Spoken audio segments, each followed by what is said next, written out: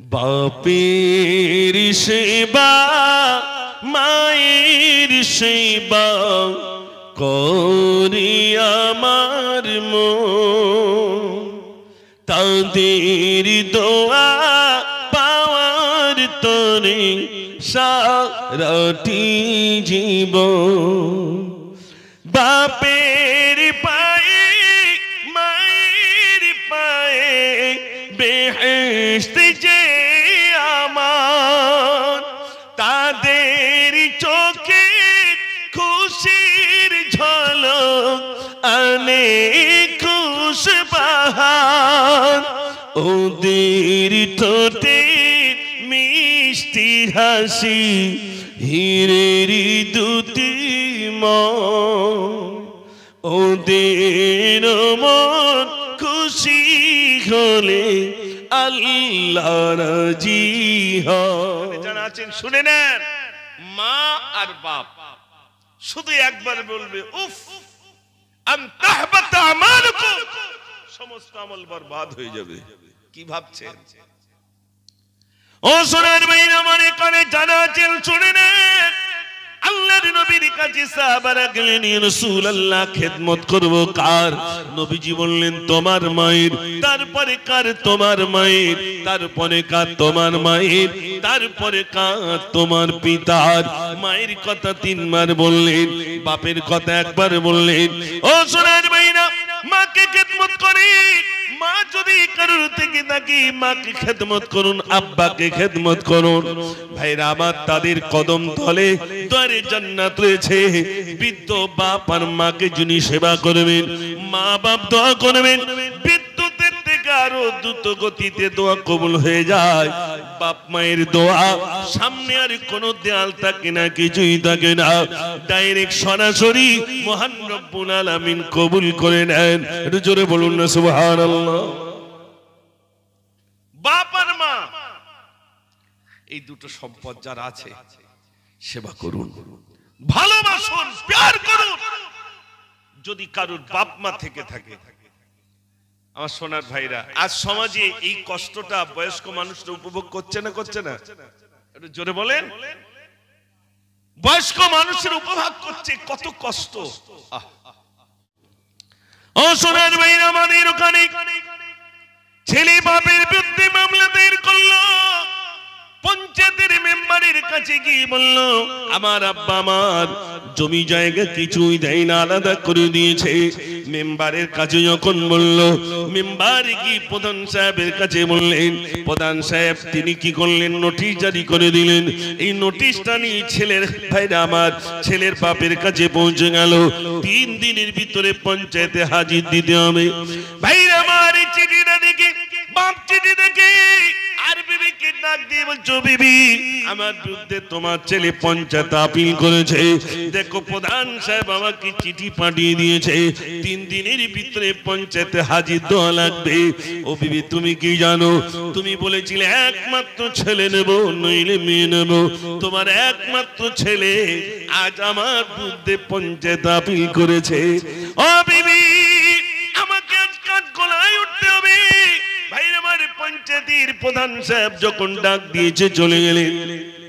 প্রধান সাহেব মিডিলে বসলেন, একদিকে ছেলে একদিকে মেয়ে একদিকে বাপ। ভাইরা আমার বিচার হবে। এমন সময় বললে আপনার ক বিঘে জমি? বলছে 10 বিঘে জমি। ছেলে দিয়েছেন ক বিঘে জমি? বলছে কোনো জমি দেওয়া হয় নাই।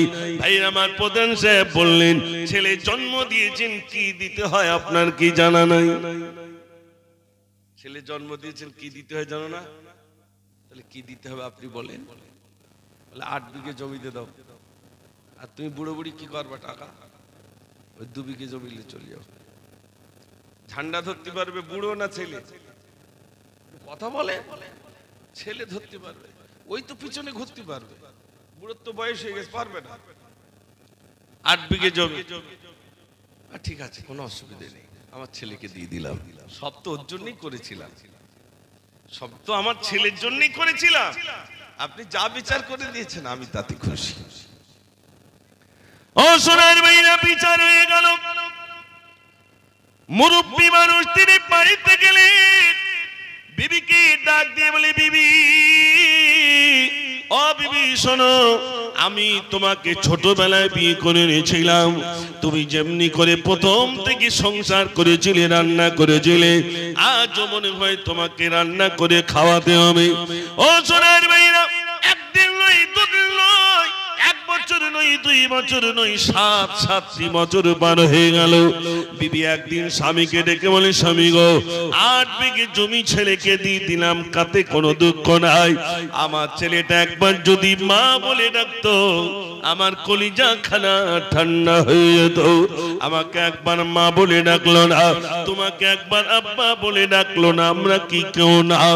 ভাইরা আমার, দুজনেই স্বামী আর স্ত্রী, অর্থাৎ বাপ আর মা বৃদ্ধ হয়ে গেলেন। তার একদিকে ছেলে আর বউ, আর একদিকে কোনো সম্পর্ক নয়, কোনো সম্পর্ক নাই। এমন একদিন সংবাদ এসে গেছে, বাজার করতে গিয়ে লোকে বলছে, তুমি কি শোনেছো? বলছে না। বলছে তোমার ছেলে কিন্তু হসপিটালের বেডে শুয়ে রইল, বিরাট রোগে আক্রান্ত হয়ে গেছে। ছুটে বাড়িতে এসেছে, বিবি রে, তোমার একমাত্র ছেলে হসপিটালের বেডে শুয়ে রইল। ও বিবি চলো, তোমার ছেলে কথা না বলতে পারে, তোমার ছেলে আমাকে খাওয়া না দিতে পারে, কিন্তু সে তো আমাদের ছেলে, চলো চলো একবার আমরা ঘুরে আসি, দেখে আসি। হসপিটালে চলে গেল। বৌমা তাড়াতাড়ি করে নিজের স্বামীকে বলছে, তোমার বাপ আর মা যদি আসে, খবরদার যেন তুমি কথা বলবা না, কথা বলবা না। এখন বলুন, ছেলে সেক্রেটারি কথা শুনবে না বাপ মার কথা শুনবে? বলে কেউ কথা বলে না, তো সেক্রেটারি যা বলবে তাই শুনবে। তো তোমার বাপ মা আসছে, খবরদার জানতে কথা বলবো। হসপিটালে গেছে, মায়েরা শুনতেছ বলে মনে হচ্ছে না, শুধু গল্প করতেছ বলে মনে হয়। আমার মিলাদ যাচ্ছে না, যাবে কি করে? গজল বললে এক্ষুনি যাবে। মায়ের কদম চুমে নিলে খোদার রকম হতো, ফুলের সুবাস যতই তাক হবে না মায়ের মতো। মায়ের কদম চুমে নিলে খোদার রকম হতো। একটু জোরে বলুন না সুবহানাল্লাহ। জন্নত পেতে যদি চাও, দিও না মাকে ব্যথা, গর্বে ধরো নিযত না মায়ের দিলে গাথা। কোথায় গেলে পাবো বলো আমার মায়ের মতো? মায়ের কদম চুমে নিলে খোদার রকম হতো। নারী থাকবে গজল শোনাবো আজ অনেক ইনশাআল্লাহ।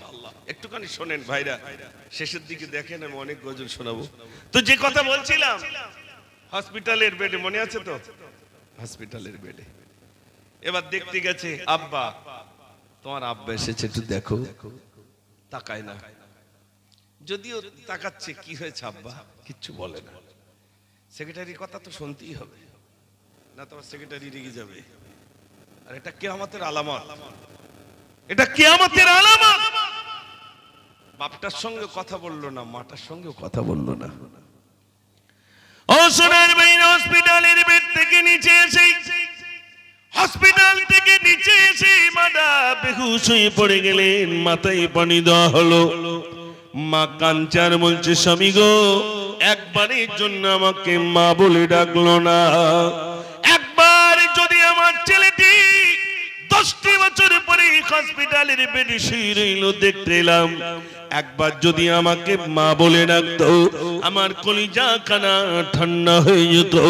তোমাকে যদি একবার আব্বা বলে ডাকতো, আমি সান্ত্বনা দিতে পারতাম যে অন্তত আমার স্বামীকে ডাক দিয়েছে। ও প্রাণের স্বামী, চলো চলো, এটাই আমাদের নসিবে রয়েছে। চলো চলো, দুজনে বাড়িতে চলো। দুজনেই বাড়িতে চলে এলো। চোখের পানিতে দিন যায়, চোখের পানিতে দিন যায়। ভাইরা আমার, এত ডাক্তার দেখে, এত শ্রদ্ধায়, কোনো মতি কোনো কিছুই হয় না। এমন সময় ডাক্তার বাবুরা তারা যখন আলোচনার টেবিল তৈরি করলেন, ওই পেশেন্টটা কি করা যায়, এত পরিমাণ ওষুধ দেওয়া হয়, এত কিছু প্রয়োগ করা হয়, কোনো কিছু হয় না। ভাইরা আবার আলোচনার টেবিল থেকে সিদ্ধান্ত এলো, তোমরা বাড়ি পাঠিয়ে দাও, ছুটি দিয়ে দাও, আর বলে দাও যা কিছু খেতে চাই তাই দেওয়ার হবে না, হবে না। ও সোনার ভাইরা, ছেলেটাকে বাড়িতে আনলো, বাপের কাছে আমার চলে গেল, তোমার ছেলে মনে আর বাঁচবে না, ডাক্তারখানা থেকে ফিরিয়ে দিয়েছে, আর ওই তো বাঁচবে না, আর ওই তো বাঁচবে না, একবারে তদন্ত তো দেখে যাও। ছুটি ছুটি বাড়িতে এলো, বিবিকে ডাক দিয়ে বলে, বিবি আমার ছেলে মনে আর বাঁচবে না, বাঁচবে না, এ বিবি আমার ছেলে মনে আর বাঁচবে না, ডাক্তার ফিরিয়ে দিয়েছে, চলো চলো একবার শেষবারের মতো দেখে আছি। ছেলের ঘরের দরজায় কিসে, দরজাটা সরিয়ে দিয়ে বলছে, বউ এবার তুমি সরে যাও, কারোর কথা শুনবো না, আমার ছেলে কোথায়, ছেলের সামনে যেই গেছি, ছেলে একবার ডেকে উঠেছে আব্বা, যেই না আব্বা বলে ডেকে উঠলো, আব্বা জান বেহুশ হয়ে পড়ে গেলেন। আব্বার বলটা শুনে মাথায় পানি দেওয়া হলো, তাড়াতাড়ি করে মাথায় পানি দেওয়া হলো, সুস্থ হয়ে গেল। বলছে তোমরা আমাকে একটা নামাজের পাটি দাও, নামাজের পাটি দিই, এবার 2 রাকাত নামাজের ভিতরে সিজদায় গিয়ে কাঁদে, ওগো রব্বুল আলামিন তুমি বলেছো, তোমার প্রিয় নবী বলেছেন, যদি কোনো বাপ তার সন্তানের জন্য দোয়া চায়, যদি কোনো মা তার সন্তানের জন্য দোয়া চায়, বিদ্যুতের থেকে আরো দ্রুত গতিতে দোয়া কবুল হয়ে যায়। ওগো রব্বুল আলামিন আল্লাহ, আমার ছেলে যদি অসুস্থ হয়ে যায়, আল্লাহ তুমি তো সুস্থ করনেওয়ালা, তুমি যদি সুস্থ করে দাও, দুনিয়ার কেউ অসুস্থ করাতে পারে না, তুমি যদি অসুস্থ করে দাও, দুনিয়ার কেউ সুস্থ করতে পারে না। আল্লাহ তুমি আমার মতো ওই সন্তানের, আমি বাপ হিসাবে তোমার দরবারে হাত তুলি, আল্লাহ আমি তোমার বান্দা, আমার দোয়াকে তুমি মঞ্জুর করো, কবুল করো। বাপ কাঁদে, মা কাঁদে, ডাক্তার ফিরিয়ে দিয়েছিল, আর হবে না, আর হবে না, কিন্তু দেখা গেল বাপ মায়ের দোয়ায় রব্বুল আলামিন বহাল তবিয়তে ওই সন্তানকে সুস্থ রেখে দিয়েছেন। একটু জোরে বলুন না সুবহানাল্লাহ, একটু জোরে বলুন না সুবহানাল্লাহ। যাদের দোয়া কবুল হবে তারা বড় মাছ পায় না, মাছের মাথা পায় না, আর যার দোয়া কবুল হবে না তাদের চেয়ে বড় মাছের মাথা। হুজুরি এসে হুজুরি কলজে পর্যন্ত খাওয়াচ্ছে, হুজুর খাও, হুজুরির দোয়া কবুল হবে কিনা গ্যারান্টি আছে? একটু জোরে বলে না। কার দোয়া কবুল হবে? বাপ মার দোয়া কবুল হবে। সেই বাপ মাটা বাড়ির পাশে চুপ করে বসে রয়েছে, ছেলের বাড়ি কুটুম এসেছে, হুজুররা সব লাইন দিচ্ছে, বাপ মার দাউদ করিনি, একবারও বলিনি, মাটা যাচ্ছে তাও ঘোমটাটা দিয়ে। আহ কেন দিয়ে যাচ্ছে? আমার যাওয়াই যেন আমার ছেলের কোনো ব্যাঘাত না ঘটে। কষ্ট পাচ্ছে মা, বাপটা কষ্ট পাচ্ছে। আজ আমরা বেঁচে থাকতে বাপ মাকে চিনলাম না, মরণের পরে ছেলে কায়দা করে কলমাখানি দিচ্ছে, সারা গ্রামের লোকের ডেকে 35টা গরু জবাই করেছে, কায়দা করে কলমাখানি দেবো। আর বাপ যখন বেঁচে ছিল, কলমাখানি তো দূরের কথা, দুটো ভাতও বাপের জুটিনি। এবার বাপ মরে গেছে, কায়দা করে কলমাখানি দে, বিরাট কাজ হবে তো নাকি ভাই? হ্যাঁ না বলেন, আমার কথা রাগ করছেন আপনারা? রাগের কিছু নেই বাবজিরা, বর্তমান পরিস্থিতি এরকম জায়গায় গেছে না যায়নি? ও সোনার ভাইরা, আমি আপনাদের কাছে বলছিলাম, হযরত ওমর ফারুক রাদিয়াল্লাহু তাআলা বললেন, মা আপনার কি যন্ত্রণা আপনি বলুন বলুন। মহিলা বললেন, বাবা আমার চোখ দুটো অন্ধ হয়ে গেল, কাঁদতে কাঁদতে আমি গোসল দিতে পারি না, আমি গোসল করতে পারি না বাবা, আমি খাওয়া দাওয়া করতে পারি না বাবা। এ বাবা ছেলে, কে বাবা তুমি? আজ আমাকে মা বলে ডেকেছো, কে বাবা তুমি আজ আমাকে মা বলে ডেকেছো? মহিলা বললেন, বাবাকে তুমি বলো। হযরত ওমর বললেন, মা মনে করুন এটা আপনার কলিজার টুকরা ছেলে, আপনার যন্ত্রণার কথা বলেছেন, আজ থেকে আমি আপনার খাদিমদার বেনে গেলাম, আমি আপনাকে খেদমত করবো মা, চলুন। হযরত ওমর মহিলাকে গোসল দিয়ে দেন, মহিলাকে গোসল দেন, আবার সুন্দর কাপড় দিয়ে দেন, মা এটা পরিধান করুন। খাওয়ার ব্যবস্থাপনা করে দেন, মা আপনি এটা খাওয়া দাওয়া করুন। একদিন নয়, দুদিন নয়, প্রতিদিনের তরে হযরত ওমর ফারুক রাদিয়াল্লাহু তাআলা ওই মহিলার খেদমত তিনি করতে শুরু করেন। একটু জোরে বলুন না সুবহানাল্লাহ। এমন একদিন এসেছেন, এসে দেখছেন আমি যে বিছানাটা বিছিয়েছিলাম সে বিছানা নেই, যে খাওয়া দাওয়া দিয়েছিলাম তাছাড়া উন্নত মানের খাওয়া দাওয়া কে এনেছেন, যে বিছানা দিয়েছেন তাছাড়া উন্নত মানের বিছানা কে এনে দিয়েছেন, যে কাপড়টা দিয়েছিলেন তাছাড়া উন্নত মানের কাপড় দিলেন। হযরত ওমর চিন্তিত, এই মানুষটার খেদমত আমি করতাম, আবার কে খেদমত করার জন্য এসেছে আমাকে দেখতে হবে।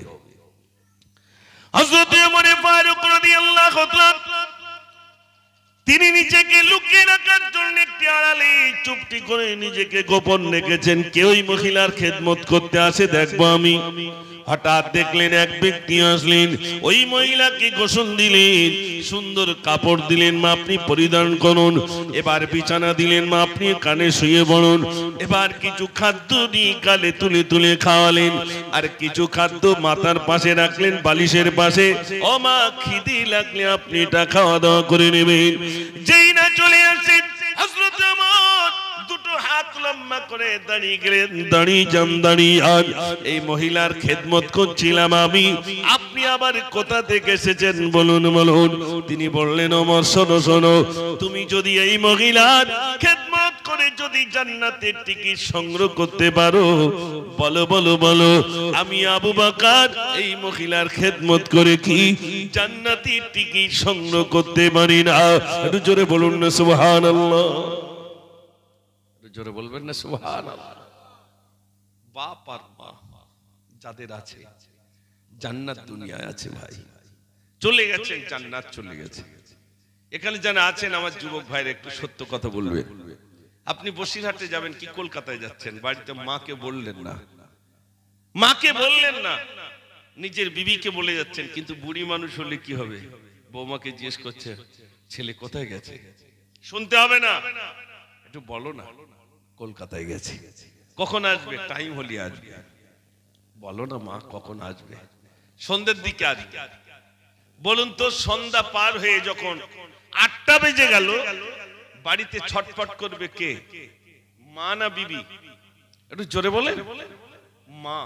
একবার এ বাড়ি একবার ও বাড়ি, আমার সেই ছেলেটা আসার কথা ছিল 8টার সময়, এখনো আসেনি, একটু ফোন করো না, আমার ছেলেটার কাছে একটু ফোন করো না। মার ঘুম আসে না।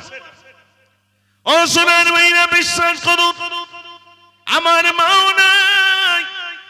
সকাল হলে মা মাথায় হাত বুলিয়ে বলতো, বাবা তোর গাড়ির লাইটটা যতক্ষণ না দেখি ততক্ষণ আমার ঘুম আসে না।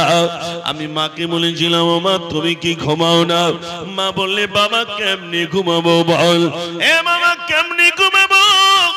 তুই কোথায় যাস না যাস, কখন কত দূর চলে যাস, যতক্ষণ বাড়িতে না আসিস তোর এই গাড়ির লাইটটা যতক্ষণ আমি না দেখি ততক্ষণ মা আমি ঘুমাতে পারি না।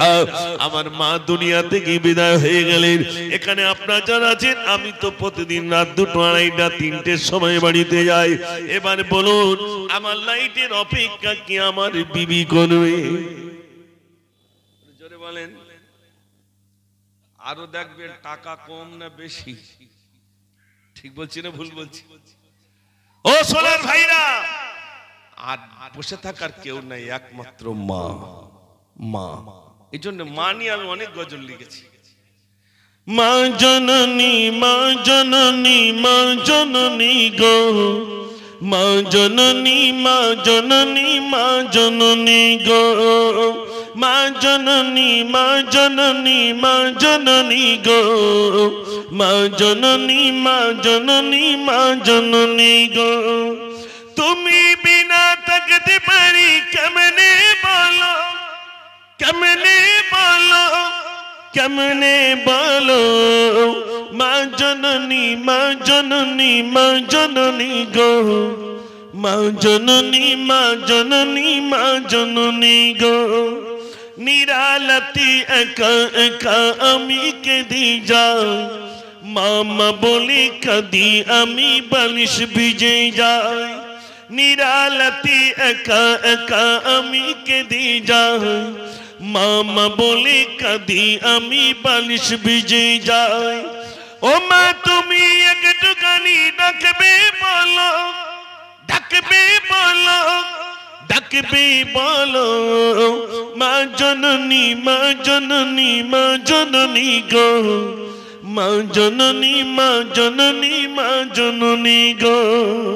নারী থাকবে যাদের মা আছে আজ থেকে ক্ষমা চেয়ে নেন, যাদের আব্বা আছে ক্ষমা চেয়ে নেন, পা ধরে ওমা যা ভুল করেছি তুমি ক্ষমা করে দিও। আব্বাকে বলুন আব্বা যা ভুল করেছি ক্ষমা করে দেন। আব্বা মা আপনাকে জড়িয়ে ধরে বলবে আব্বা তুই ক্ষমা চাওয়ার আগেই আমরা ক্ষমা করে দিয়েছি, বলবে না? বলবে না? বলবে। বাপ আর মা যদি রাজি থাকে বিশ্বাস করুন আপনার নসিব বদলে যাবে। বাপ মা যদি অসন্তুষ্ট হয়ে যায় আপনার নসিব বিগড়ে যাবে। এই জন্যে আমার সোনার ভাইরা যারা আছেন, মা যেমনই হোক তিনি মা, তাই তো নাকি? মা। আমি একটা গজলের ভিতর লিখেছিলাম, আপনাদের মনে আছে? বাপের সেবা মায়ের সেবা করি আমার মন, তাদের দোয়া পাওয়ার তরে সারাটি জীবন। বাপের পায়ে মায়ের পায়ে বেহেশত যে আমার, তাদের চোখে খুশির ঝলক আনে খুশবাহার, ওদের ঠোঁটে মিষ্টি হাসি হীরের দুটি মন, ওদের মন খুশি হলে আল্লাহ রাজি হয়। জোরে বলুন না সুবহানাল্লাহ। বাপ আর মা, বাপ আর মা দুটি সম্পদ যার আছে জান্নাত বাড়িতে আছে, বাপ মা নাই জান্নাত নাই। যত এই একটা ঘরে আছে আমার মায়ের জন্য এই তক্তপোষটা কেনা, আমার নিয়ত আমার মা যতদিন বেঁচে থাকবে উপরে থাকবে, আমরা স্বামী স্ত্রী আমার ছেলে সব নিচে থাকবে। আমার জীবনের ইচ্ছা আমার মাকে আমি সর্বদাই উঁচু জায়গায় রেখে দেবো। একটু জোরে বলুন না সুবহানাল্লাহ। আর আমাদের মা গুলো কোথায় রয়েছে ভাই? একবার খবর দেখেন মাগুলো কোথায় রয়েছে? সব এতিম হয়ে গেছে। মাগুলো এতিম, বাপগুলো এতিম হয়ে গেছে। আহা, থাকার জায়গা নেই। ওই বারান্দার এক কোনায় কাপড় ঘিরে মাটা রয়েছে, না রাখলে লোকে খারাপ বলবে তাই। আর সেই মা সেই বাপ মরে গেছে, আপনি কি ভাবছেন সুন্দর করে গোসল দেবে? মরলে হয়, শুধু মরে গেলে হয়। আবার এসে জিজ্ঞেস করবে, ওরা ছেলেটা বলতে বাঁশ যা লাগে সব আমি দেবো, মেজেটা বলতেছে কাপড়ের কাপড় যা লাগে আমি দেবো, ছোটটা বলতে লোক কুটুম যা আসে খাওয়া আমি দেবো। আর বাপ যখন বেঁচে ছিল তখন বলেছে খোকা কোথায় যাচ্ছিস? তো বলছে আমি বসিরহাট যাচ্ছি, তো আমার জন্য একটু রসমালাই আনিস দিন। তখন বড় বউটা বলছে ও বুড়ো বয়সে রসমালাই খাওয়ার শখ জেগেছে, পায়খানা করলে পরিষ্কার করবে কারা? ছেলে আর আনলো না। বাপ এবারে মৃত্যু সজ্জায় শায়িত, ঘড়ঘড়ানি আওয়াজ। বৌমা বুঝতে পেরেছে যে আমার বাপ আর বাঁচবে না, শ্বশুর আর বাঁচবে না। তাড়াতাড়ি ফোন করেছে স্বামীর কাছে, এই দেখো তোমার আব্বা সেই মিষ্টি খাতি চেয়েছিল, একটু মিষ্টি লেস। তোমার আব্বা মিষ্টি আনছে, এসে বাপের বলছে আব্বা কি হয়েছে? তা বাপ মুখের দিকে তাকাচ্ছে, কথা বলার ক্ষমতা হারিয়ে ফেলেছে। যখন কথা বলার ক্ষমতা হারিয়ে ফেলেছে, ছেলে বলছে আব্বা সে তুই মিষ্টি খেতে চেয়েছিলে, একটু মিষ্টি এনেছি খাও। বাপ তখন হাত উঁচু করে লাইক পিছনের দিক দিচ্ছে, এই দিক আর দেয় না, এই দিকে দিচ্ছে, বলছে খোকা মুখে আর দিস নে। এটার মানে কি? মুখে আর দিস নে, খাওয়ার ক্ষমতা শেষ। এবার কোথায় দিন বলতেছে, কেউ কথা বলে না। হ্যাঁ, তাই লাইক এবার উল্টো ঘুরে গেছে, যেখানে আর দিস নে আমার এবার ওই দিক দিয়ে, আমার খাওয়ার ক্ষমতা শেষ। ঠিক বলছি না ভুল বলছি ভাই? বাপের বয়স হয়েছে তাই বাপটা হলো বুড়ো, আর মার বয়স হয়েছে তাই মাটার নাম হয়েছে বুড়ি। বুড়ো আর বুড়ি কিচ্ছু বোঝে না, যা বোঝে ওনারাই সব বোঝে। কটা বাপের খবর নিয়ে দেখেন, বলছে হুজুর এদিনে এক জায়গায় জলসা গেছি, সামনে তো একজন দাঁড়িয়ে বলছে হুজুর একটু বাপ মা নিয়ে মিলাদ করেন। আমি বলছি কেন? বলছে ছেলে পিলে ভাত দেয় না। কথাটা শুনতে খুব ভালো লেগেছে বলে মনে হয় ভাই, একটু জোরে বলেন কেন ছেলে বাপকে ভাত দেবে না? তার মানে আজ সমাজে রোগ আছে না নেই? শুধু বিয়ে করতে পারলি হয়, 5 মাসের মধ্যে আলাদা। কতদিন যাবে? এই দেখেন চাচা আমার সাথে ছাই দিচ্ছে, কতদিনও যাবে না, 5 মাসের মধ্যে আলাদা। আর আলাদা হবে না কেন? ছেলে হা করেছিল ইঞ্জিন ভ্যান নেবো, টোটো নেবো, এই বাস নেবো, লরি নেবো। ওরে সর্বনাশ, গাল হা করে রয়েছে। মেয়েটা কাঁদছে, বাপ তখন এই কাঁদছিস কেন? জামা সব গুছিয়ে গেছি দিচ্ছি, তোরও গুছিয়ে গেছি, একদম কাঁদবি না। এই মোবাইলটা নিয়ে যা, ইলিবিলি করে এক কল ফোন করবি, তালপুকুরি ধরে হদ্দচরণ চুরিয়ে দেবো। ঠিক বলছি না ভুল বলছি? 2 মাস হয়নি বিয়ের পরে বাড়িতে গেছে, মেয়ের মা শুধু মেয়ের দিকে তাকাচ্ছে, মেয়েটার মনটা মরা মতো, মনে হয় কোনো কষ্ট পেয়েছে। বারবার জিজ্ঞেস করছে এই তো শাশুড়ি ভালো করে দেখে, সত্যি কথা বল। মেয়েটা বলে না, মাতা শোনে না, একটুখানি বলে ফেলে আমার সাথে শাশুড়িটা খিটখিট করে, এইটুকু বলায় বলে মার মন বুঝতে পেরেছে, হাত ধরে সোজা সকালবেলা তদবির করতে নিয়ে গেছে। সকালবেলা যখন তদবির করতে নিয়ে গেছে, হুজুর দেখে বলে স্বপ্নের এত তাড়াতাড়ি রুগী, কি ব্যাপার, কি হয়েছে? হুজুর আর বলবেন না। কেন কি হয়েছে? মেয়েটার বিয়ে দিয়েছিলাম সবে 3 মাস, মনে হয় সংসার হবে না। যে ছেলের সাথে বিয়ে দিয়েছিলাম একটা টাকা আমার মেয়ের হাতে দেয় না, আর শাশুড়িটা তো দাঁড়জাল। দাঁড়জাল চেনেন ভাই? এটা হ্যাঁ না বলেন? চেনেন না? আমার একটা গজল ছিল, এই দুনিয়ায় আসবে একদিন ভয়ঙ্কর এক দাঁড়জাল, দুটি চোখ তার দুরকম হবে, বলবে আমায় আল্লাহ বল। তার ওই গানেতে এত উলমাত, উলঙ্গ হয়ে যাবে গুনাহগার মাত। ইমানদার বান্দা যারা হবে, কাফির বলতে বলতে তারা ছুটবে।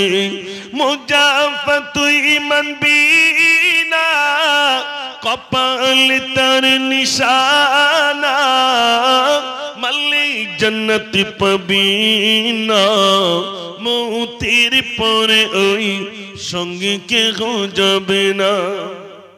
দাজ্জালের কথা বলে দিল, হুজুর তদবির করে দিল। তদবির যদি কাজ হয়, বৌমা প্রথমেই স্বামীকে বলবে, বিবি বলবে দেখো তোমার আব্বা মার বল আমি টানতে পারবো না। ঠিক বলছি না ভুল বলছি? প্রথম শর্ত তোমার বাপ মা আমি টানতে পারবো না, আমার কপাল খারাপ তাই আমার তোমার সাথে বিয়ে হয়েছে, না তো ভালো ঘর থেকে এসেছিল, শুধু কপাল খারাপ। ছি ছি ছি ছি, বাপটাকে টানলো না, মাটাকে টানলো না। এখানকার যারা মায়েরা আমার মিলাদ শুনবে, খোকনের কাছে হয়তো বলবেন এরা ওর যেন আর ভিটে এলেছিস বলবে, কিন্তু আজ হয়তো আমার এটা শেষ, তবে আজ একটু বলে যাবো। কষ্ট হচ্ছে না তো আপনাদের? মাশাআল্লাহ, চাচারা বলতে না ঠিক হচ্ছে, একটু জোরে তাকবীর দেন, নারে তাকবীর। কই এরকম কেন? একটু জোরে আওয়াজ দেন, নারে তাকবীর। ভাইরা আমার, এখানে জানা আছে শ্বশুরকে টানলো না, বাপ মাকে টানলো না, আর যেই মারা গেছে সব মেয়েরা ধরেছে, দেখ তোর শ্বশুরির তো তুই খুব কষ্ট দিছিস, তোর শাশুড়িটা তো খুব কষ্ট দিছিস, তুই মরে গেছে, এবার একটু ক্ষমা চেয়ে।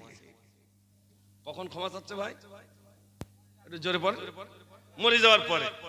আর বৌমা বুঝতে পেরেছে আর পা নাড়াতে পারবে না, তাই তো নাকি?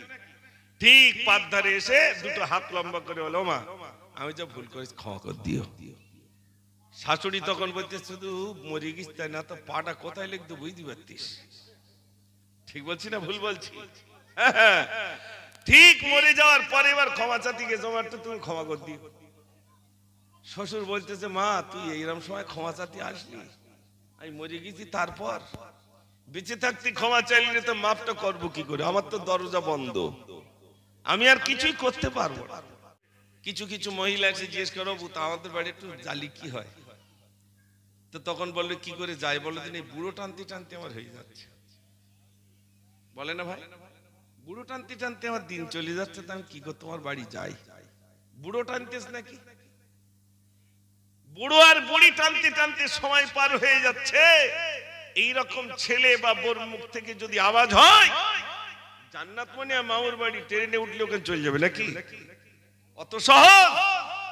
মায়েরা যারা শুনছেন দয়া করে আমার আলোচনাটা একটু মন দিয়ে শুনবেন, শুনে নেন। হযরতে আলকামা মৃত্যু শয্যায় শায়িত, জবানে কলমা আসে না। ভাইরা আমার, আলকামার জবানে কলমা আসে না। আল্লাহর নবীর কাছে সংবাদ এলো, ইয়া রাসূলুল্লাহ, ইয়া হাবিবাল্লাহ, আলকামার জবানে কলমা আসে না। আল্লাহর নবী বললেন, ওর মা কি জীবিত রয়েছে? ইয়া রাসূলুল্লাহ, আমরা জানি না, তাড়াতাড়ি করে খোঁজ নিয়ে দেখো আলকামার মা জীবিত আছে কি। খবর নিয়ে দেখলেন আলকামার মা জীবিত রইলেন। আল্লাহর নবী বললেন, তাড়াতাড়ি করে আলকামার মাকে ডেকে নিয়ে এসো। আলকামার মাকে ডেকে আনা হলো। আল্লাহর নবী বললেন, আলকামার মা, আলকামারকে ক্ষমা করে দাও, আলকামারকে ক্ষমা করে দাও। আলকামারের মা বললেন, ইয়া রাসূলুল্লাহ, অমন কথা আমাকে বলবেন না। আমাকে এত কষ্ট দিয়েছে, আমাকে এত ব্যথা দিয়েছে, আমার ছেলেকে আমি ক্ষমা করতে পারি না। আল্লাহর নবী বললেন, আলকামারের মা যদি ক্ষমা না করেন তাহলে কিন্তু জাহান্নামে চলে যাবে। মা বলছেন, জাহান্নামে যাই যাক, আমার ছেলেকে আমি ক্ষমা করব না, করব না। আল্লাহর নবী বললেন, সাহাবারে, জঙ্গল থেকে তোমরা কিছু কাঠ নিয়ে এসো, ওই কাঠগুলো এনে আলকামারের মায়ের সামনে আলকামারকে জ্বালিয়ে দাও। ভাইরা আমার, মা বললেন, ইয়া রাসূলুল্লাহ, আমার ছেলেকে আমার সামনে জ্বালিয়ে দেন, আমি মা সহ্য করতে পারবো না। আমার কলিজার টুকরা ছেলে আমার সামনে আগুনে জ্বালিয়ে দেবেন, আমি মা সহ্য করতে পারবো না। আল্লাহর নবী বললেন, ও আলকামারের মা, এটা তো দুনিয়ার আগুন, জাহান্নামের আগুন 70 গুণ বেশি হবে, তখন কেমনে সহ্য করবে? আলকামারের মা বললেন, ইয়া রাসূলুল্লাহ, আমার ছেলেকে আমি ক্ষমা করে দিলাম। যেই না বললেন আমার ছেলেকে ক্ষমা করে দিলাম, সঙ্গে সঙ্গে দেখা গেল আলকামারের জবানে সঙ্গে সঙ্গে কলমাটা নসিব হয়ে গেল। একটু জোরে বলুন না সুবহানাল্লাহ। মা আর আমাদের শুধু মরে গেলেই হয়, ঘরে তুলছে না, ওই বারান্দার দিকে রেখে দিয়েছে, মাটা বাপটা রেখে দিয়েছে মারা যাওয়ার পরে। আর আমাদের দিকে একটা সিস্টেম আছে, দেখবেন মানুষ মারা গেলে মহিলা বেশি আসে না পুরুষ বেশি আসে? ভাই আপনাদের দিকে মহিলা, আমাদের দিকে তাই, সব এক অবস্থা হয়ে গেছে। আর আমাদের এত কাজের চাপ, আমরা যেতে পারি না, পাট নিড়ুতি হয়, আলু তুলতে হয়, ধানে পানি দিতে হয়। আমি আর যাতে পারতেছি না, তুমি যাও গিয়ে বলো কোন আমার গাঁও উনি আসতে পারেনি, ধানে পানি দিতে হচ্ছে, তাই তো নাকি? মুজাফফর যাও আমার এখানে আসতো, তুমি কি বলো কোন এখন আলুর সিজন, আলুতে পানি দিতে হচ্ছে, তা তুমি কি বলো কোন আমার গাঁও উনি আসতে পারেনি, তাই আমার পাঠিয়ে দিয়েছে। তা আমি একা কি করে যাব? ইঞ্জিন ভ্যান নাই, টোটো ভাড়া করে দিল। চাচির মেয়ের মেয়ে এক টোটো আসলো, এসেই এক ঝলক কাঁদবে, খুব জোর কাঁদবে না ভাই? আর দাঁড়াবে বলে মনে হয়? এই যখন বুগাবাড়িতে একটু ঘুরিয়ে যাই, সারা বুড়বাড়ি টোটো করে ঘুরলো, জানাজা পড়তে এসেছি। তারপরে এক একজন আসতেছে 14 হাত শাড়ি পরে, পিঠির চাল আলগা। ঠিক বলছি না ভুল বলছি ভাই? পিঠির চাল আলগা, ও মৃত্যু বাড়িতে এসেছি। কোন রকম একটা ওন্না না পড়লি নয়, তাই হাফ ওন্না বেরিয়ে গেছে, দেখেছেন ভাই? এখান থেকে কোন রকম একটুখানি ঠেকানো মতো ওন্না গায়ে দিয়ে এসেছে। এইরকম একটা ওন্না গায়ে দিয়ে আসলো মৃত্যু বাড়িতে, এসে দেখে গেল সবাই। আর একটা জিনিস দেখবেন, ওই আপনাদের দিকে শিয়াল আছে ভাই, একটা ডাকলি সব ডাকে না? মেয়েদের মন একটু নরম, একজন কাঁদলি সবার চোখে কি হয়? একটু পানি আসে না? আসে না? পানি আসে, স্বাভাবিক আসবে। মানুষ মারা গেলে আসবে, কিন্তু সব থেকে দুঃখ একটাই, দেখবেন শুধু দেখে রাখবে যে জানাজা পড়ে ফিরতেছ কিনা, যেই ফেরবে আর দাঁড়াবে, ও কা বাড়ি যাচ্ছি, আমার হাঁস মুরগি গুলো রয়েছে, আর তোমার চাচা বাড়ি আসবে না, তাহলে তাড়াতাড়ি বাড়ি যাই, সবাই চলে যাবে। যাবে না? যাবে না? আর দাঁড়াবে না, আর দাঁড়াবে না। মানুষ শুধু মরলেই হয়, শুধু সংবাদ যাবে, মানুষ মারা যাওয়ার পরে প্রথম বন্ধু দুনিয়া চলে যাবে, দ্বিতীয় বন্ধু আত্মীয় স্বজন আসবে। আর আমাদের দিকে দেখবেন, মহিলা মারা গেলে কবরের উপরে কাপড় ধরে রাখে। ভাই আপনাদের দিকে হ্যাঁ না বলেন না? কাপড় কেন রাখে বলুন তো? পর্দা, তাই তো? হ্যাঁ, দুনিয়ায় বেঁচে থাকতে পর্দা করেনি, মরণের পরে পর্দা। বেঁচে থাকতে পুকুরি গা দিয়েছে, যেখানে বেটা ছেলে ও সেখানে গা ধুয়ে বাড়ি এসেছে, সারা রাস্তা হেঁটে হেঁটে বাড়ি যাচ্ছে গা ধুয়ে। আর ঠিক যেই মরে গেছে, কবরের উপর পর্দা দিচ্ছে, এইবার এই পর্দা ধরে রাখ, কায়দা করি, চার কোনা একদম ছাড়িস না। ঠিক বলছি না ভুল বলছি? বেঁচে থাকতে পর্দা নেই, মরণের পরে পর্দা। তখন মশারি লে, এবার মশারির মধ্যে গা ধোয়া। সারা জীবন পুকুরি আলগা জায়গায় গা ধুয়েছে, আর মরণের পরে কোথায় গা ধোয়াতে হচ্ছে? আল্লাহ কেউ কথা বলে না। আমার কি এই শেষ না, রাষ্ট্রীয় হবে? তাহলে ডোজ গুলো কি যাচ্ছে না? তাহলে একটু কথা বলেন আমার সঙ্গে। আশ্চর্য! তার মানে কি, বেঁচে থাকতে পুরুষ যেখানে ও সেখানে একসাথে গা ধুলো, গাত পা ধুয়ে বাড়ি আসলো, শাড়ি এমন কায়দায় লোক তার দিক তাকাতে পারতেছ না। আর সেই পেলিয়ার মারা গেছে এই শীতকালে, চুল শুকোচ্ছে রাস্তায়, জিজ্ঞেস করছে ভাবিতে এখানে বসে রোদ পড়ছে, পিঠ চাল আলগা, চুল ছেড়ে দিয়ে বসে রয়েছে। আর উনি যেই মরে গেছে, এইবারে দে কবরে সব সুন্দর করে বাঁশগুলো দিয়ে পর্দা ধরি রাখ। হ্যাঁ, ফারিস্তা বলছে ওর পর্দা ধরতে হবে না, দুনিয়ায় যা পর্দা করেছে ওর পর্দা ধরতে হবে না। যে জায়গাটা দেখেছে, পুরুষের নজর যেখানেই লেগেছে, সেটাই জাহান্নামের কারণ হবে। বিশ্বাস হয় ভাই? যে জায়গাটা পুরুষ দেখেছে, সেই জায়গাটা জাহান্নামের জন্য। কি ভাবছেন ভাই? ও সোনার ভাই আমার, এই জন্য আপনাদের কাছে প্রথম বলেছিলাম, ইয়া আইয়ুহাল্লাযীনা আমানুত্তাকুল্লাহা হাক্কা তুকাতিহি ওয়া লা তামুতুন্না ইল্লা ওয়া আনতুম মুসলিমুন। আল্লাহ রাব্বুল আলামিন বলেন, হে বিশ্বজগৎ, তোমরা আমাকে ভয় করো, ভয় করার মতো ভয় করো, অতক্ষণ পর্যন্ত মৃত্যু বরণ করো না, যতক্ষণ পর্যন্ত প্রকৃত মুসলমান না হতে পারবে, ততক্ষণ পর্যন্ত মৃত্যু বরণ করো না।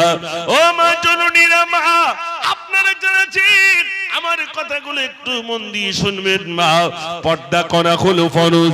দুনিয়ায় পর্দা করা ছিল আমার ফরজ, ওই পর্দাটা আমি করতে পারলাম না। লোক যেখানে, পুরুষ যেখানে, সেখানে আমি বসে রইলাম। শীতকালে আমার মাথার চুলগুলো আলগা করে আমি রাস্তায় যখন রোদের তাপ গ্রহণ করলাম, ও সোনার ভাইরা, ও মা জননীরা, মা বিশ্বাস করুন, কবরে আপনাকে আমাকে চাই লাগবে।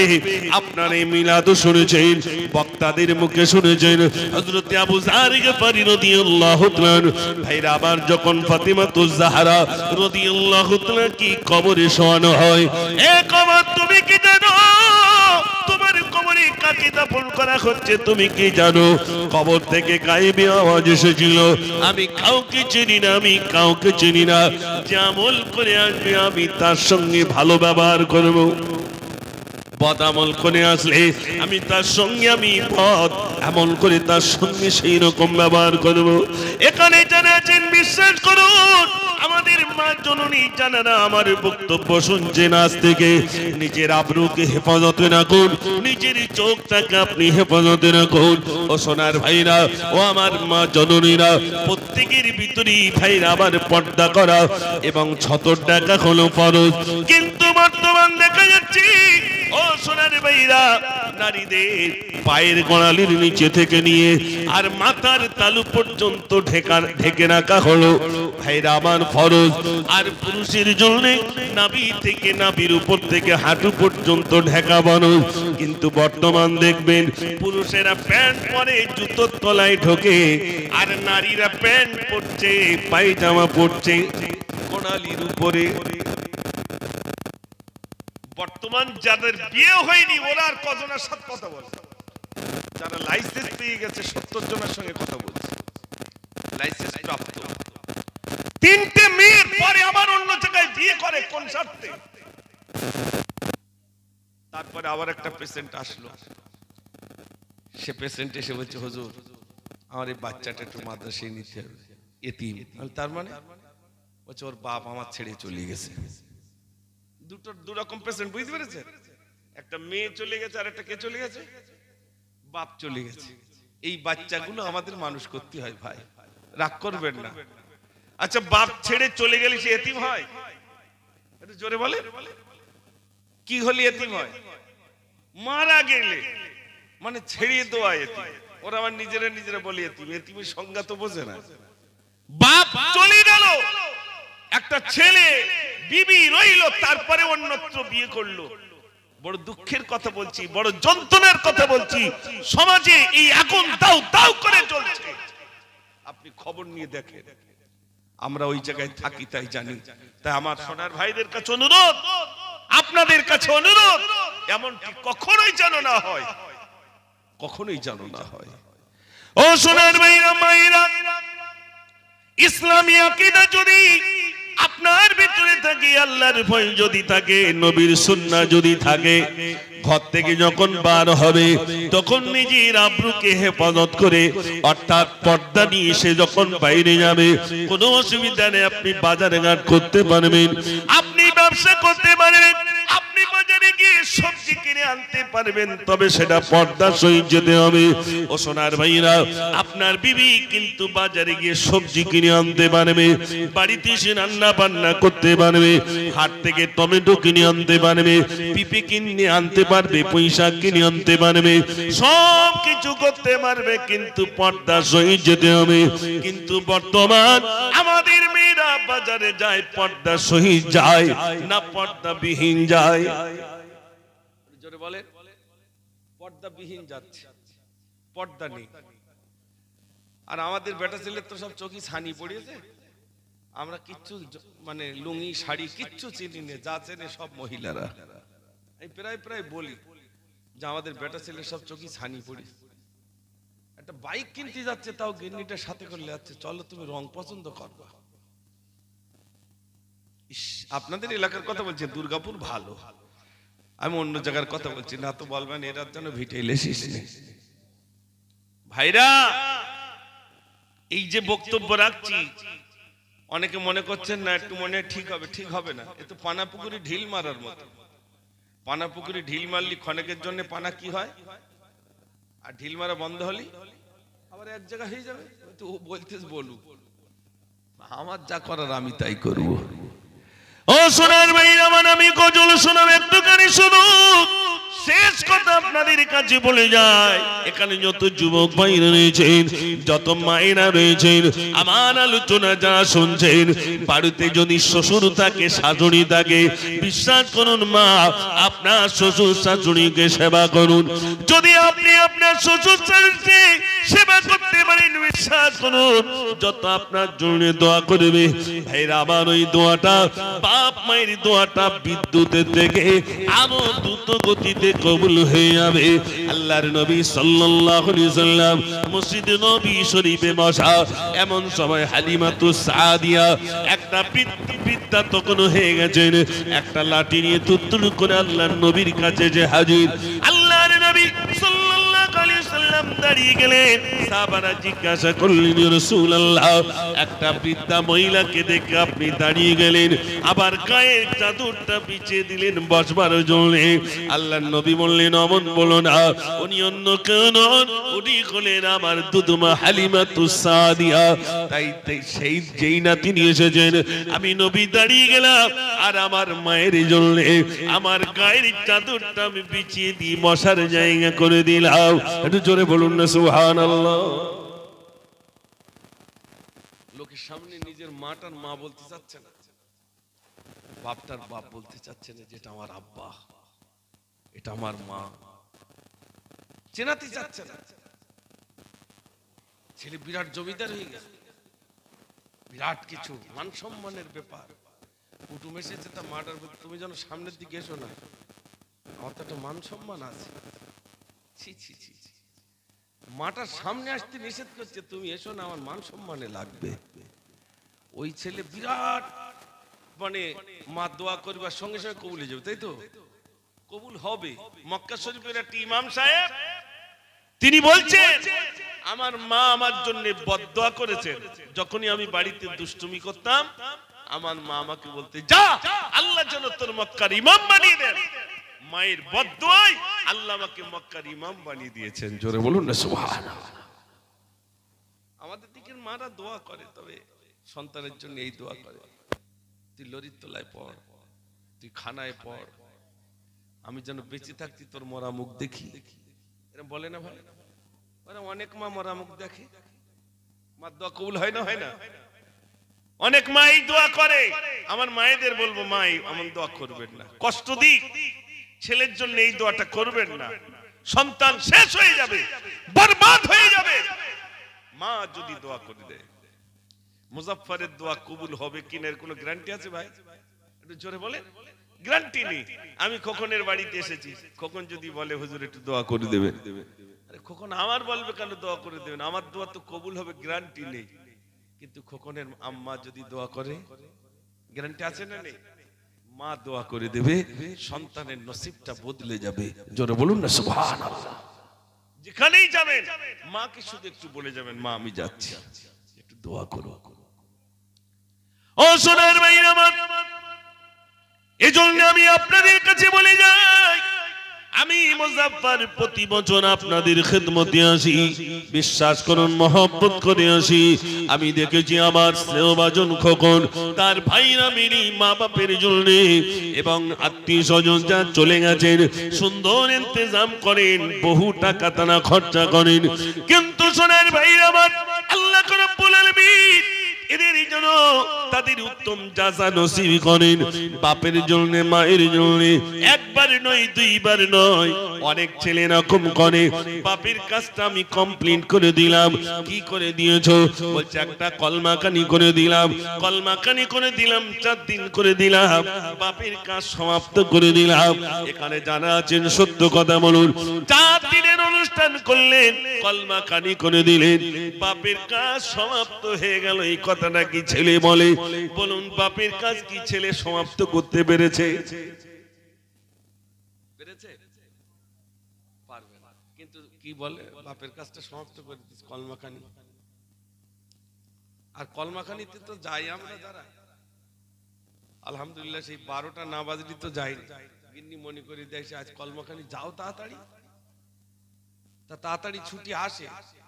আর তসবিলে হুজুর গোনে কত কলমা পড়িস না পড়িস, তাই তো গোনে না গোনে না আপনার দিকে গোনে, তখন হাত তোলে এরকম। এটা কত ভাই? জোরে বলে। 5000? 5 তো হতে পারে, 500 তো হতে পারে, তা আমরা সব ধরে নেই 5000। পাঁচতে জিজ্ঞেস করতে তুই পড়িলি? তার বাকিতে দিছি, পরে পড়ে দেওয়ান, বাকিতে দিয়েছে 5000। তার মানে এসে হাত তুলতে হবে, মুখে কিচ্ছু বলেনি, হুজুর 5টা গুনে লেলে, অথচ বলতে বাকিতে দিছি। তা আমি যদি চিটিংবাজি করি বাকিতে, তা আমার বেলা চিটিংবাজি হবে না? হবে না? একটু জোরে বলেন। ও সোনার ভাইরা, বাপ মরে গেছে, জানাজা পড়তে যাচ্ছে ছেলে, এলান হয়েছে জোহর বাদ জানাজা, ছেলে জোহরের নামাজ পড়িনি। তা বিবিটা জিজ্ঞেস করতে, সে টুপি নি, তাড়াতাড়ি রুমাল দাও। তা সে হাত রুমাল কোন রকমের কানের দিক গুঁজে এবার যাচ্ছে, কোথায় দিতি? জানা যায়।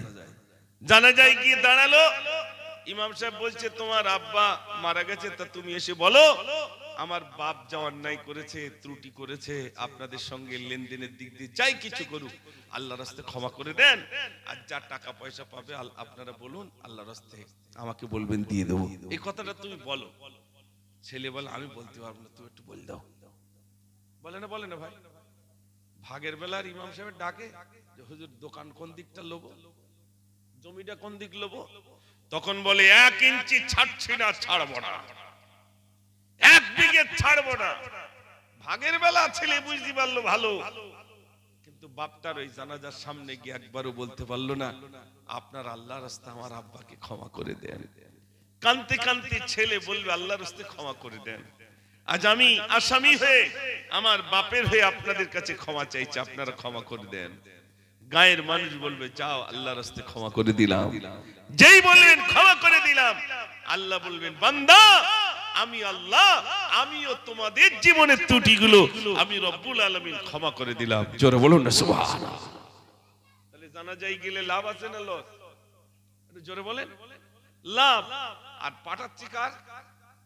গিন্নির পাঠাচ্ছি, তুমি যাও। জানাজায় আমি গেলাম, জানাজায় গেলে নিজের গুনাহ মাফ হয়।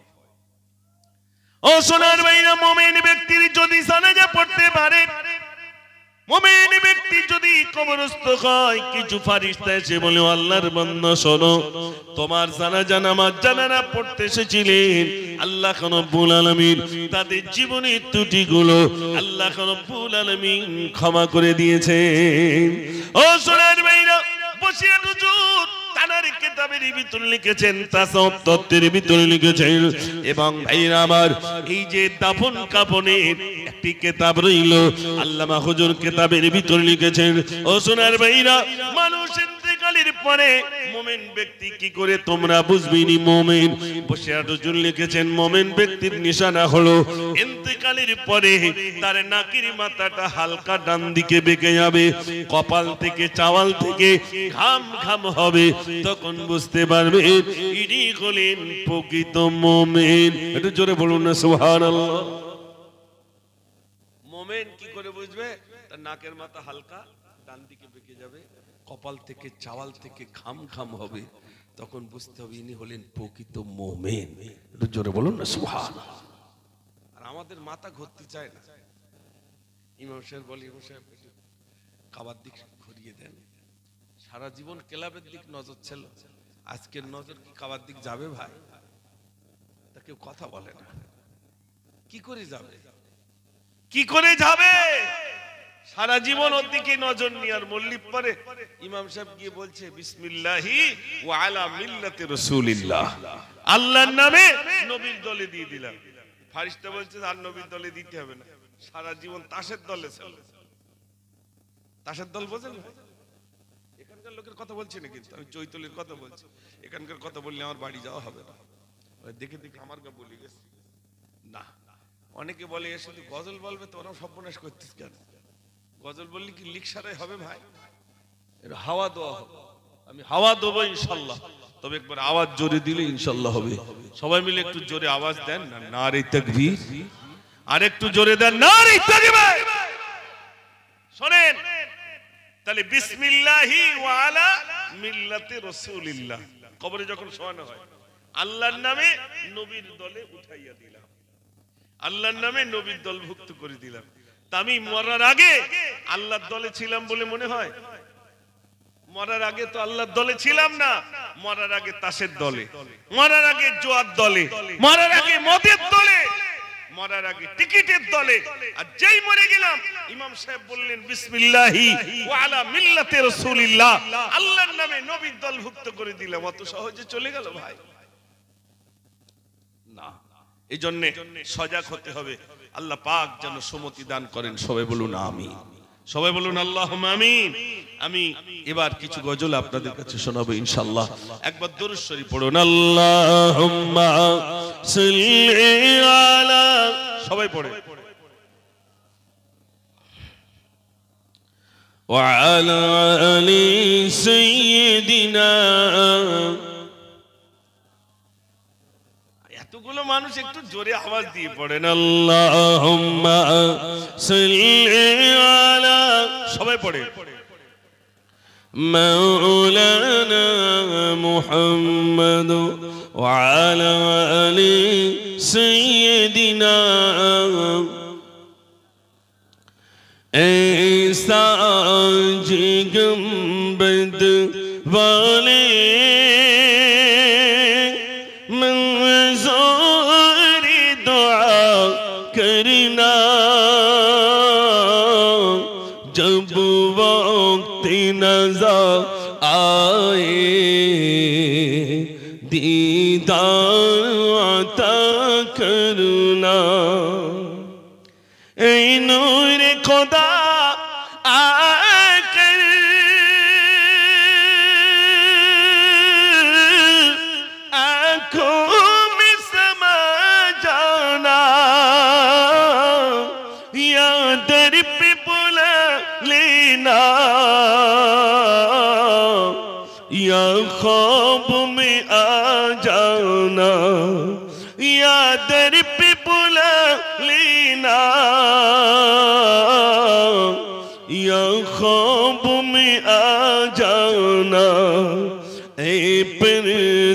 नशी दिल के पर्दे मेरा करना जब वक्त नजर आए दीदार अता करना একটু জোরে বলুন না সুবহানাল্লাহ ऐसा जिगम्बद वाले मंजूरी दुआ करना जब वक्त नजर आए दीदार अता करना ऐ नूर खुदा आकर आँखों में समा जाना या दर पे बुला लेना या ख्वाब में आ जाना ऐ पर्दनशी दिल के पर्दे मेरा करना जब वक्त नजर आए दीदार अता करना अल्लाहुम्मा सल्ली अला सबाई पढ़े मौलाना मुहम्मद व अला आलि सय्यिदिना সাল্লাল্লাহু আলাইহি ওয়াসাল্লাম আমার কথায় কি কষ্ট পেয়েছেন আপনারা একটু হ্যাঁ না বলেন না মাশাআল্লাহ আমি প্রতি বছর আপনাদের এখানে আসতে পেরে খুব ভালো লাগে আলহামদুলিল্লাহ জি গজল গজল কি বলবো হাজারি সফরের কথা আচ্ছা মাশাআল্লাহ আমি বলবো ইনশাআল্লাহ এবার কিছু গজল তো না শোনালে হবে না এতক্ষণ যার লিখ সারে করে যে একটু হাওয়া দিতেই হবে নাকি তাহলে কই দেখি আপনারা যদি গজল শুনতে চান একবার ভোল্টেজ দেখবো যদি দেখি খুব জোর তাহলে মনে করব শুনবেন আর যদি আওয়াজ দেখি কম তাহলে মনে করব শুনবেন না দেখি একবার আওয়াজ না রে তাকবীর আচ্ছা কোচিরা সব রাস্তায় দাঁড়িয়ে কেন ও এসো সামনে বসো আর কেন কেনাকাটা তো সব শেষ এবার সামনের দিকে এসো এসো সামনের দিকে এসো এবার কিছু আমি গজল শোনাবো কাদের ভাই উপরে এসো মাশাআল্লাহ আর সব এক জুড়ি তো আলহামদুলিল্লাহ আপনাদের এই মাদ্রাসার স্বনামধন্য শিক্ষক এবছর কজন ছেলে পাগড়ি পাবে এসো সামনের দিকে এসো 10 জন মাশাআল্লাহ কতজন মাশাআল্লাহ এবারে আপনাদের মাদ্রাসার 10টা ছেলে পাগড়ি পাবে আলহামদুলিল্লাহ একটু খুশি হয়ে তাকবীর দেন না নারে তাকবীর আর একটু জোরে দেন নারে তাকবীর আরে গনি ভাই তো সে মানে পার মাটিতে দেখতেছে এত স্পিড বেড়ে গেছে আলহামদুলিল্লাহ আপনারা যেভাবে সহযোগিতা করেন একটা বিরাট আলহামদুলিল্লাহ আপনারা সবাই যাবেন দুর্গাপুর মাদ্রাসার বাৎসরিক ইসালে সবে যুবক ভাইরা সবাই যাবে আমি গজল এবার আপনাদের কাছে বলবো আপনারা এতক্ষণ একটু ঝামেলা করেছি এবার কিছু গজল শোনাবো ইনশাআল্লাহ আগে এই গজলটা বলে নেই মদিনার মাটি যদি পাই রাসূলুল্লাহ সুরমা করে দেব বারবার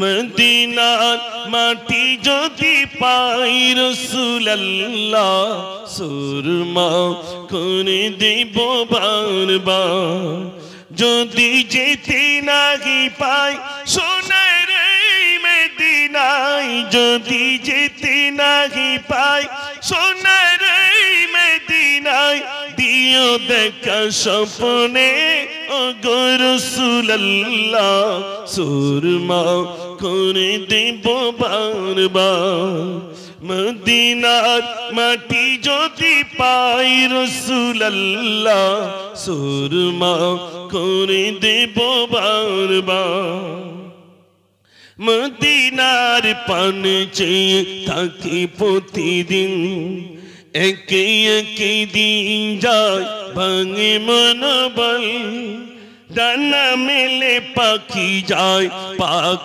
মদিনায় দেখে মোর আঁখি দুটি করে চলো ছল যদি যেতে নাহি পাই সোনার মদিনায় যদি যেতে নাহি পাই সোনার মদিনায় দিও দেখা স্বপ্নে ও গো রাসূলুল্লাহ সুরমা করে দেব বারবার মদিনার মাটি যদি পাই রাসূলুল্লাহ সুরমা করে দেব বারবার নারে তাকবীর আপনারা আল্লাহু আকবার জোরে বলছেন না নেমে যেতে হবে নাকি তো জোরে যদি দেন তালি তো গজল হবে কই যুবক ভাইরা একটু আল্লাহর নাম জোরে নেন না নারে তাকবীর আচ্ছা এই দাঁড়া তুই শুধু ঝামেলা এই দেশেরটা হচ্ছে না বাংলাদেশে ও বেচারি এবার শুরু করেছে বুঝলেন ও শুধু তাকাচ্ছিল কখন এগুলো হবে আলহামদুলিল্লাহ আমি এরপরে শোনাবো এবছরই পুরোপুরি আমার মনে নেই যতটুকু মনে আছে আসমান সেজে উঠেছে চারিদিকে সুরভিত সুর আসমান সেজে উঠেছে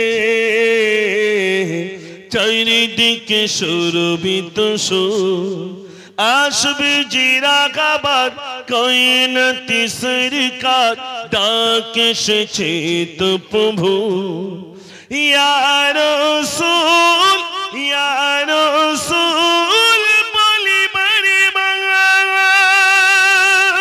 অনন্ত ঢেউ যেন বলছে ডেকে এসো হে বন্ধু আমার এসো হে বন্ধু আমার এসো হে বন্ধু আমার এসো হে বন্ধু আমার ইয়া রাসূল ইয়া রাসূল ইয়া রাসূল ইয়া রাসূল ইয়া রাসূল ইয়া রাসূল ইয়া রাসূল ইয়া রাসূল আসমান সেজে উঠেছে চারিদিকে সুরভিত সুর আসবে জিরাগাবার কায়নাতি সরকার ডাকে এসেছে তো প্রভু ইয়া রাসূল ইয়া রাসূল বলি মারে বাংলার অনন্ত ঢেউ যেন বলছে ডেকে এসো হে বন্ধু আমার এসো হে বন্ধু আমার শীতের সময় ঘাম বেরোবে তাহলে একটু জোরে আওয়াজ দিতে হবে আপনাদের নারে তাকবীর আর একটু জোরে নারে তাকবীর এর এতক্ষণ ছিল না এই কুচোরা এইবারই ওরা বুঝতে পেরেছে এইবার আমাদের খরা হচ্ছে আলহামদুলিল্লাহ সাইদিন নামের গজল ও তো যেখানে যাই তো সব বলতে বলে ওই গজলটা আর ওই পাগল ও বারবার বলছে ওই সাইদি হুজুরির নামে গজলটা বলতে হবে তো ইনশাআল্লাহ ওটা শোনাবো তবে যুবক ভাইরা আমাদের যদি একটু আওয়াজ আপনারা জোরে দেন তাহলে শোনাবো ইনশাআল্লাহ আর আওয়াজ যদি কমে যায় তাহলে কিন্তু হবে না আগে থেকেই বলছি কই একটা আওয়াজ দেন দেখি নারে তাকবীর বিপ্লবী জনতার কাঁদিয়ে তুমি শহীদি মরণ আজ চুমিলে তুমি বিপ্লবী জনতার কাঁদিয়ে তুমি শহীদি মরণ আজ চুমিলে তুমি তুমি ছিলে বাংলার প্রীতির আগাবার বাতিলকে পেছে তোমাদেরকে থর থর কোরআনে পাখি হয়েছিলে গো তুমি কোরআনে পাখি হয়েছিলে গো তুমি শহীদি মরণ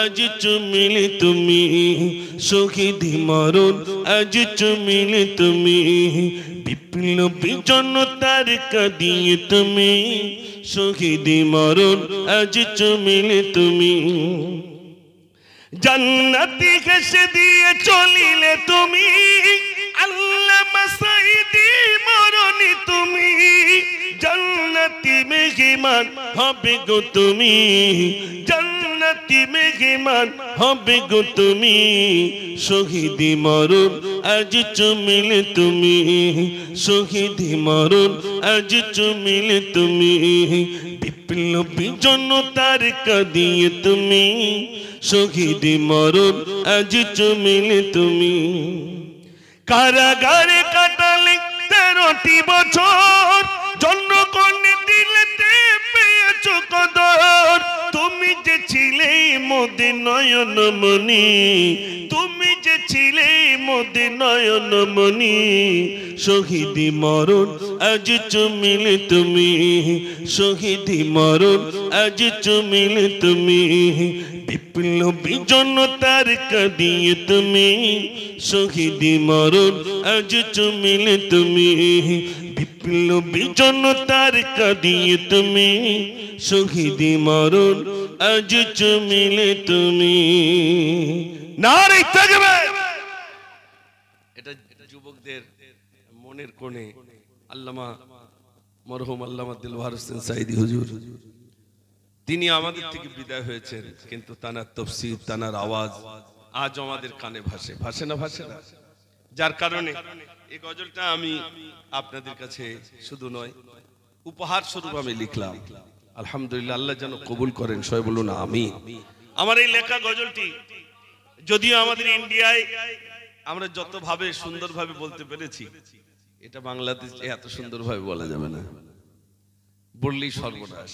শুধু আমার একটা গজল আছে না আমার তো বারবার বলছে তুমি এসো আমি বুঝতে পেরেছি গেলি ধরবে কি গজল জানেন বলবো গজলটি কি অপরাধী জন কারাগারে করগণ কি অপরাধী জন কারাগারে করগণ নাস্তিক সিনাত বলিতে গাবি ফাঁসি দেবে কিস জন্য কি অপরাধী জন কারাগারে করগণ হাজার হাজার মাসুম শিশুকে মেরেছো মাওলানা গণ কি কারাগারে তুমি রেখেছো হাজার হাজার মাসুম শিশুকে মেরেছো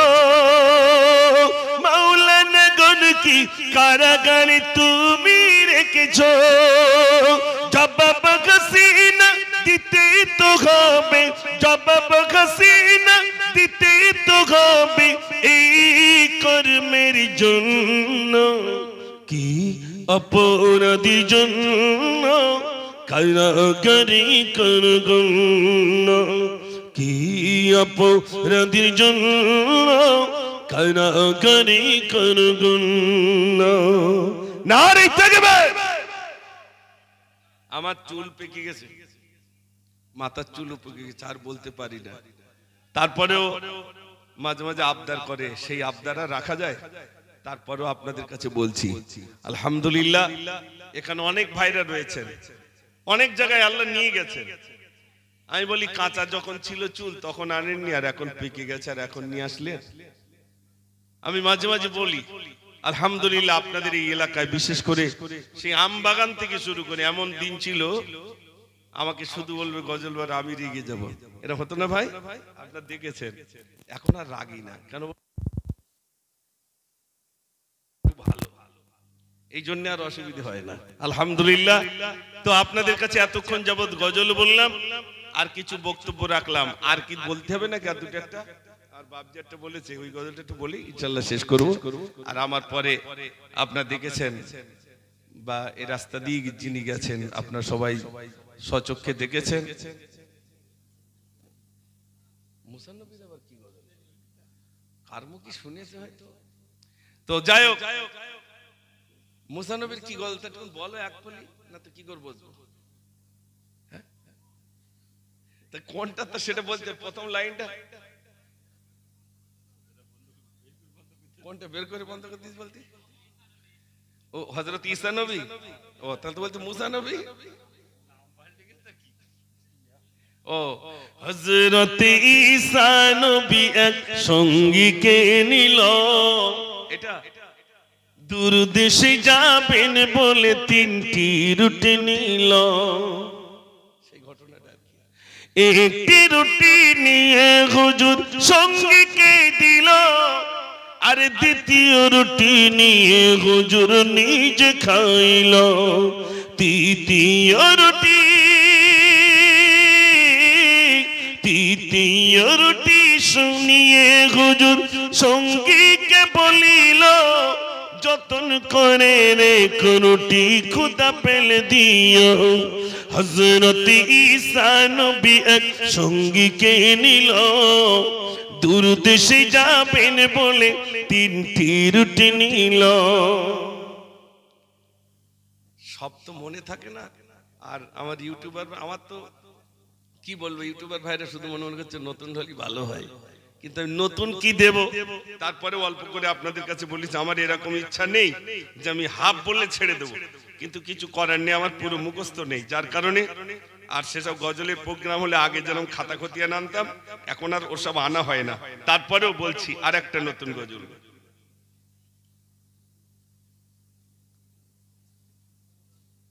তোমার দেখা যদি স্বপ্নেতে হয়, রসুল স্বপ্নেতে হয়।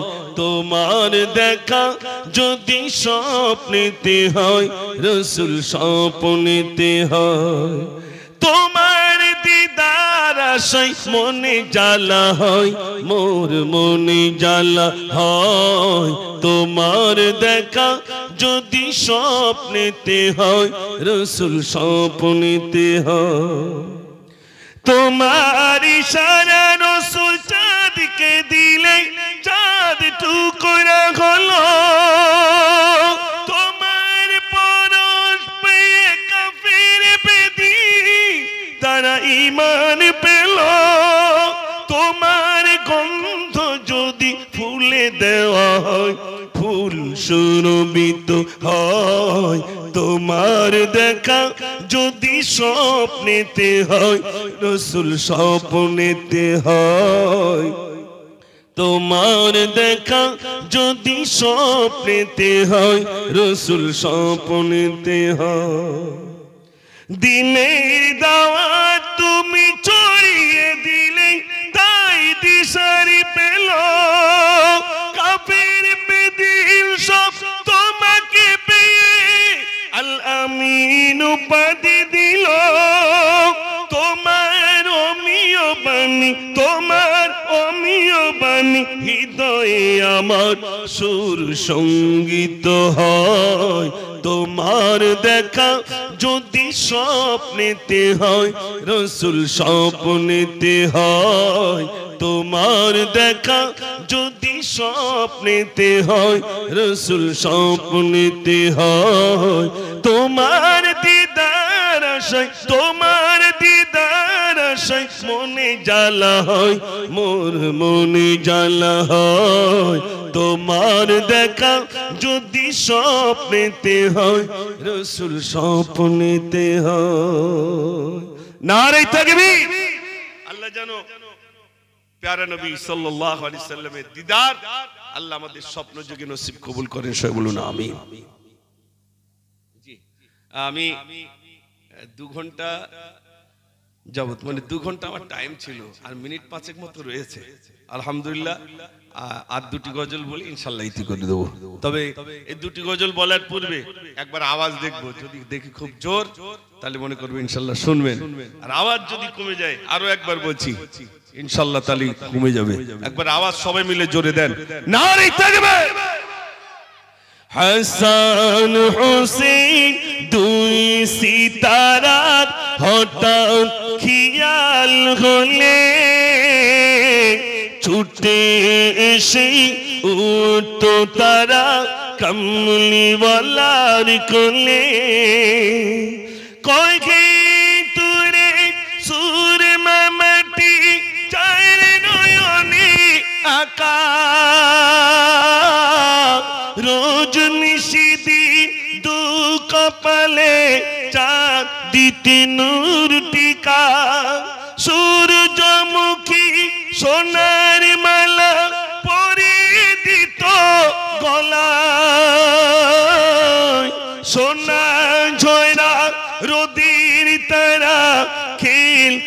লতায় দোলায় ধুলাবালি কাকর নিয়ে খেলা খতম হলে ছুটে এসে উঠতো তারা কমলিওয়ালার কোলে হাসান হুসেন দুই সিতারার হঠাৎ খেয়াল হলে ছুটে এসে উঠতো তারা কমলিওয়ালার কোলে।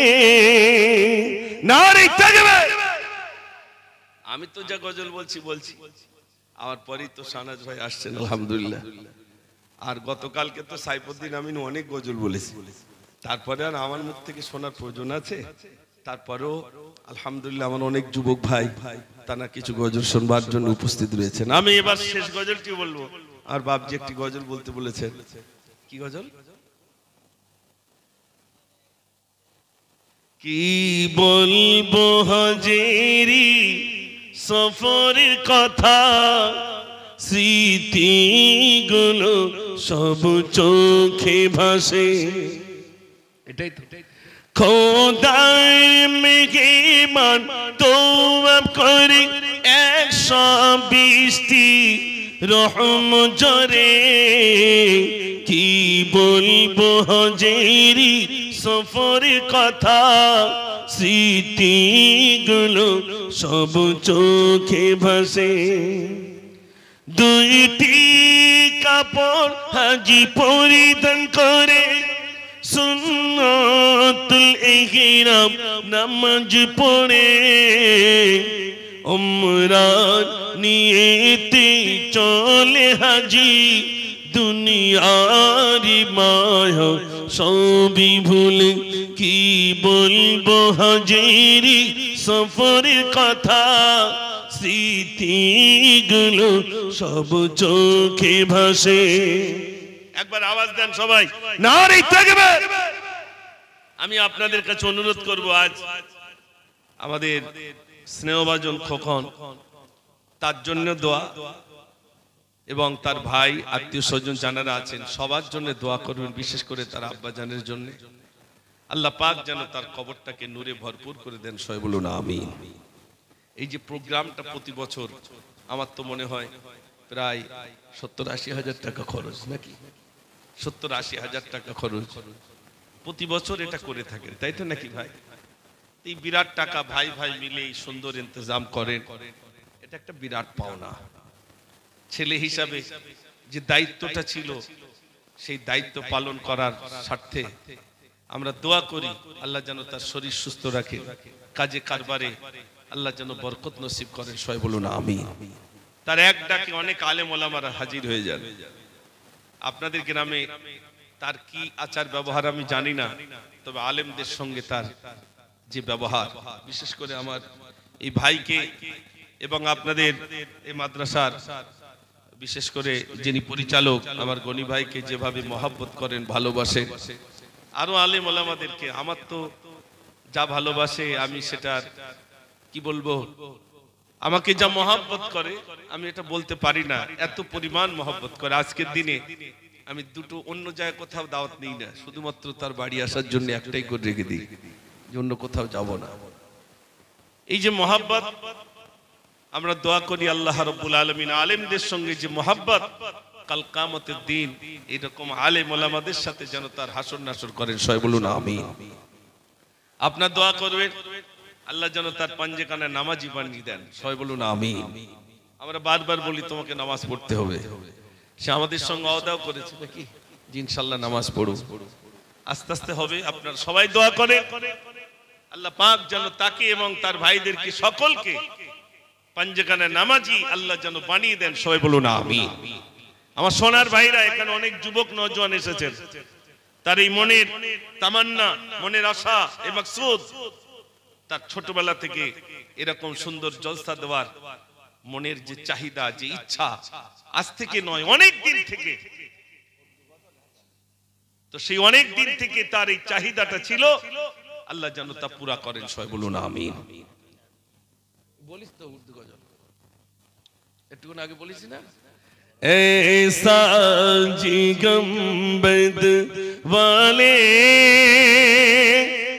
भाई सुनो भालो करे मंजूरी दुआ करना जब वक्त नज़र आए दीदार अता करना जोर बोलो ना सुभान अल्लाह ऐ नूर खुदा आकर